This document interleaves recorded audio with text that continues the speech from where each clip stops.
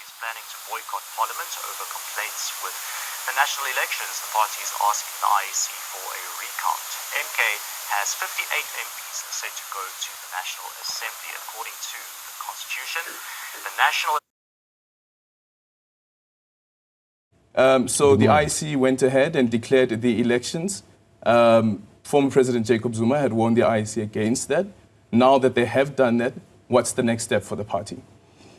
Well, it's very disappointing because we've always raised concerns, regarding the process that was followed in terms of these elections and the operations thereof.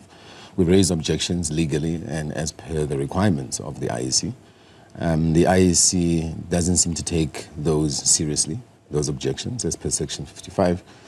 And we now have to explore other avenues of how we then, intervene. One could be to, interdict the swearing in at all spheres of government. Two, which is another option that we need to explore, is to boycott the first sitting of the National Assembly, of which with our seats, and including the other parties, if we were to decide to do so, the parliament would not corrade and therefore not be able to elect a president. How many political parties are you having this discussion with to boycott the first sitting? So, more than 20, effectively. No, we're not having a discussion. More than 20? We've got 18 parties in No, parliament. I'm saying, well, it was initially more than 20 that had actually signed the writing. Yeah. Okay. So, no, I'm saying that it's not that we've had those discussions. I'm saying we're looking at, there's those kind of options on the table. Mm-hmm. So, pending the discussions that we will have, and obviously consultation with our lawyers, we'll take the decision to do whatever it is that's been advised. And if you don't go the court route and go the boycott route, to what extent would you be boycotting the National Assembly? And until when would that be happening? We've made our demands very clear. Yeah. That these declarations are not a reflection of the people. Janet Love goes and stands there and refers to the people's mandate. What people is she referring to? We are voted in by the people of South Africa. Just yesterday, there were, day before yesterday, there were boxes that were found in a form of ballot boxes that were found burnt in Mpumalanga with votes in them. And then we need to take things nonchalantly. What is the rush?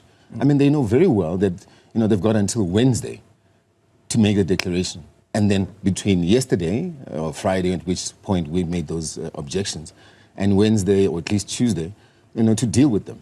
But no, they don't take us seriously. They go and they just make declarations. Yeah, they said they don't want to keep the country in suspense and just went ahead and declared the elections. How many objections did the MK party raise? But keep the country in suspense on the basis of what? Yeah. No, this is a serious issue. Why are they nonchalantly dealing with these issues? They deal with these issues nonchalantly, and that's the biggest problem. Why is it that as South Africans we take things so lightly? Why do we take things such as this so lightly? It's a serious matter.